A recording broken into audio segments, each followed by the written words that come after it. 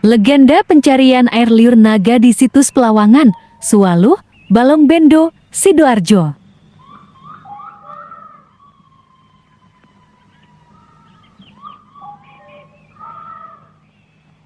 Salam Nusantara, sejarah adalah sebuah peristiwa yang sudah selesai dan tidak mungkin akan bisa terulang kembali, tetapi pengetahuan tentang sejarah selalu berubah sesuai dengan temuan-temuan baru dan dinamisnya metode dalam memahami sejarah. Jas merah. Jangan sekali-kali melupakan sejarah.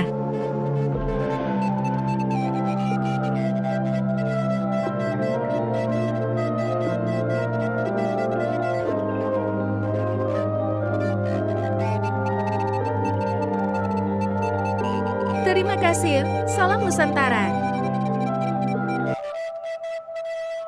Tata pemerintahan yang aneh dan legenda pencarian air liur naga di situs Pelawangan Suwaluh Balongbendo Sidoarjo Jawa Timur, Indonesia.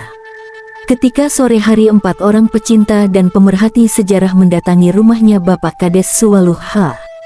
Muhammad Heru Sultan yang berada di tepi Jalan Raya Mojokerto Surabaya sebelah utara, mereka adalah Sigit Haryadi, Burhan Fatahillah, Ikhwan Darmo dan Aris Kusbianto. Ketika itu menjelang maghrib Abah Heru begitu nama Kades biasa disebut mempersilakan keempat tamunya, mereka pun masuk di ruang tamu. Ikhwan Darmo salah seorang yang berusia paling matang memulai pembicaraan tentang kemungkinan izin dari Kades Suwaluh untuk pembukaan sebuah tempat yang diduga sebuah situs peninggalan purba yaitu situs Pelawangan. Setelah terjadi proses pembicaraan tentang latar belakang dan alasan mengapa situs tersebut harus dibuka, Abah Heru pada intinya menyambut baik keinginan keempat pecinta dan pemerhati sejarah, namun beliau akan mengkomunikasikan dengan pihak terkait dalam hal ini seperti para pemilik tanah dan perangkat desa secara keseluruhan supaya tidak terjadi hal-hal yang tidak diinginkan. Pada kesempatan ini Sigit Haryadi sedikit menceritakan tentang kisah situs Pelawangan dan beberapa kegiatan sebelumnya dengan yang dilakukan dengan sejumlah tokoh. Sejak saat itu dilakukan pertemuan-pertemuan intensif baik itu di rumahnya Abah Heru atau di Balai Desa Suwaluh.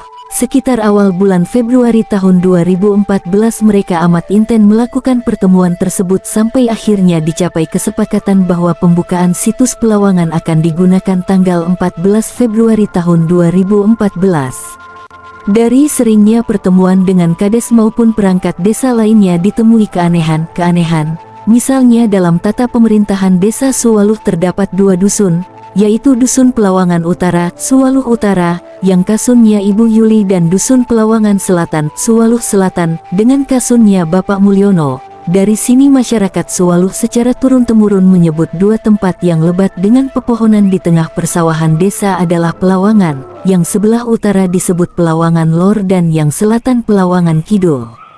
Menurut legenda setempat konon di kedua tempat ini dihuni naga atau ular raksasa. Di Pelawangan Lor menurut warga ada sebuah sumur yang terdiri dari susunan bata kuno melingkar disebut sumur lanang, sementara di Pelawangan Kidul ada sumur yang berbentuk kotak disebut sumur wadon. Bisa disimpulkan dari bentuk kedua sumur tersebut mengisyaratkan kalau naga yang menghuni Pelawangan Lor adalah naga laki-laki atau lanang, sementara di Pelawangan Kidul adalah naga perempuan atau wadon.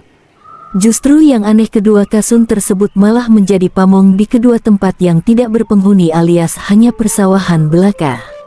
Ketika ditanya tentang hal itu Bapak Mulyono tidak dapat menjawabnya karena kenyataannya kedua tempat itu tidak ada warga yang tinggal di sana, demikian pula Ibu Yuli juga tidak bisa menjawabnya. Lantas dengan nada bercanda Abah Heru berkata, "Berarti Pak Mulyono punya warga demit." Mereka semua senyum dan merasa heran kenapa semua itu bisa terjadi. Dari keterangan warga kalau bata-bata kuno di Pelawangan Lor telah diambil warga untuk pondasi beberapa rumah, untuk Pelawangan Kidul relatif masih utuh karena warga takut memasukinya karena banyaknya cerita dan kejadian-kejadian menyeramkan di sana, terutama tentang mitos naga. Lantas kenapa di Pelawangan Lor warga berani mengambil bata-bata kunonya? Hal ini terjadi mungkin karena kesalahan penempatan kasunnya. Seharusnya di Pelawangan Kidul kasunnya perempuan bukan laki-laki, demikian pula sebaliknya. Demikian penjelasan Sigit Haryadi. Pembukaan situs Pelawangan. Diawali dengan tumpengan pada hari Respati Kamis Kliwon tanggal 13 Februari tahun 2014 di Balai Desa bersama warga dan di situs Pelawangan Kidul.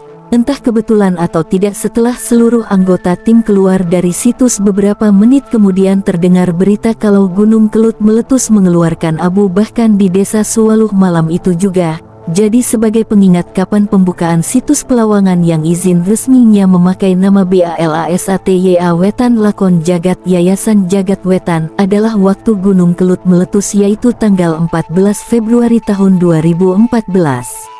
Setelah hampir 3 bulan ekskavasi telah sampai pada pembukaan tanah di depan kepala Sang Naga, pemuda dan warga mulai turun membantu proses tersebut. Hingga akhirnya kisah yang sempat terlupakan kembali teringat, yaitu dahulu kalau banyak spiritualis dari sekitar Desa Suwaluh berlomba-lomba mencari iler nogo atau air liur naga. Bagaimana kisahnya?